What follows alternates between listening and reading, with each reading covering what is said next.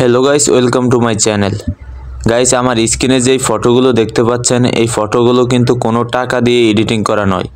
হ্যাঁ গাইস, এই ফটোগুলো আমি আমার হাতে থাকা স্মার্টফোনটির মাধ্যমে এডিটিং করেছি।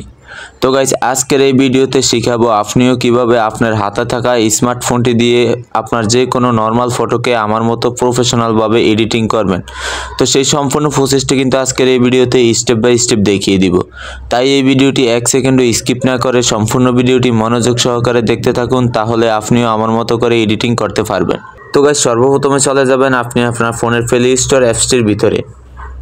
অ্যাপসটিতে আসার পর এখানে এই সার্চ বক্স, এখানে নিচে সার্চ পাবেন, অপশন পাবেন, এটার উপর একটা ক্লিক করবেন। ক্লিক করার পর উপরে এই সার্চ বক্স, এটার উপর একটা ক্লিক করবেন। ক্লিক করলে আপনার এখানে কিবোর্ডটি চলে আসবে, এইখানে সার্চ করবেন ফটোরুম লিখে। ফটোরুম লিখে সার্চ করলে এইখানে একটু ওয়েট নিয়ে আপনার একটি অ্যাপ্লিকেশনটি চলে আসবে। এই যে ফটোরুমে অ্যাপসটি চলে আসছে, তার ভিতরে ক্লিক করে এখানে দেখে নেবেন। এই যে এই লোগোটি দেখে এই অ্যাপসটিকে ইনস্টল করে নেবেন। ইনস্টল করার পর ওপেন করবেন। ওপেন করার পর আপনার সামনে এরকম একটি পেজ শো করবে। এইখান থেকে নিচের দিকে এই যে প্লাস স্টার্ট ফ্রম ফটো, এটার উপর একটা ক্লিক করবেন। ক্লিক করার পর এরকম একটি পেজ চলে আসবে। এইখান থেকে গ্যালারি আইকনটার উপরে একটা ক্লিক করবেন। ক্লিক করলে আপনার গ্যালারিতে নিয়ে যাবে। গ্যালারি থেকে সমস্ত ফটোগুলো এখানে শো করবে। তো আপনি যেই ফটোটি এডিটিং করবেন সেই ফটোটি গ্যালারি থেকে সিলেক্ট করে দিবেন। তো গাইস, আমি আমার গ্যালারি থেকে একটি ফটো সিলেক্ট করে দিলাম।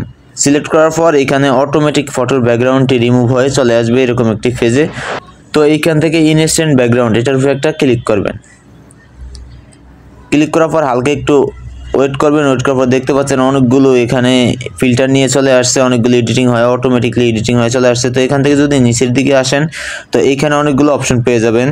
বাট এইখানে যে সানসেট, বিচ, এখানে অনেকগুলো অপশন পেয়ে যাবেন। এইখান থেকে আপনি যদি এই সানসেটের উপরে ক্লিক করেন তাহলে এই সানসেট অনুযায়ী এখানে 4টি ফটো কিন্তু চলে আসছে। দেখতে পাচ্ছেন ফটোর উপরে ক্লিক করলে এইখান থেকে উপরে এই চোখ আইকন, এটার উপর একটা ক্লিক করবেন। ক্লিক করলে কিন্তু ফটোটি এখানে বড় করে দেখতে পাবেন।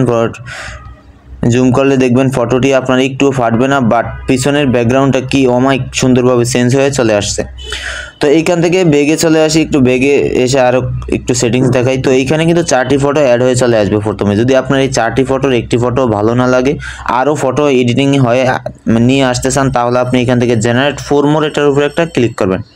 ক্লিক করলে দেখতে পাচ্ছেন আবারও 4টি ফটো অন্যরকমভাবে এডিটিং হয়ে চলে আসছে। তো একইভাবে আপনি যতবার জেনারেট 4 মোরে ক্লিক করবেন ততবার কিন্তু 4টি করে ফটো অ্যাড হয়ে চলে আসবে। তো দেখতে পাচ্ছেন এখানে অনেকগুলো কিন্তু ফটো আছে। তো এইখান থেকে বেরিয়ে আসলাম। বেরিয়ে আসার পর এখান থেকে এবার বিচে ক্লিক করব। বিচ, এটাতে ক্লিক করলে এবার নদীর পাড়ে এখানে দেখতে পাচ্ছেন 4টি ফটো চলে আসছে। আবার জেনারেট 4 মোরে ক্লিক করলাম। ক্লিক করলে আবারও 4টি ফটো চলে আসছে। তো এইখানে আমি আপনাকে একটি বিষয় দেখিয়ে দিই। এইখানে ফটোটি এমনভাবে ব্যাকগ্রাউন্ডটি অ্যাড হয়ে চলে আসবে, বোঝার কোনো উপায় নাই যে আপনি এইখানে ছিলেনই না, এটা এডিটিং করা ফটো। হ্যাঁ, এই যে দেখতে পাচ্ছেন এই ফটোটি এখান থেকে নিচে বিফোর আফটার দেখা যাচ্ছে। এটা হচ্ছে আফটার বর্তমানটা, আর বিফোর আগেরটা দেখাচ্ছে। দেখতে পাচ্ছেন আগে এরকম ছিল ব্যাকগ্রাউন্ড, আর বর্তমানে ব্যাকগ্রাউন্ডটা আসছে।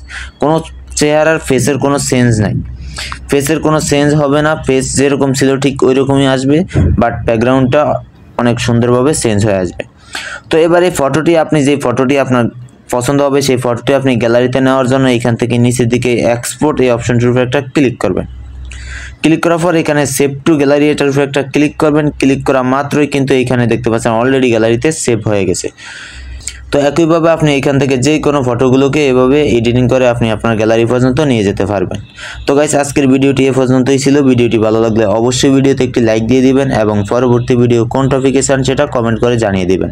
পরবর্তী ভিডিও আপনার কমেন্টের উপর নির্ভর করেই আপলোড দেওয়া হবে। তো গাইস, দেখা হচ্ছে নতুন কোনো টপিক নিয়ে পরবর্তী ভিডিওতে। ততক্ষণ পর্যন্ত ভালো থাকুন, সুস্থ থাকুন। আল্লাহ হাফেজ।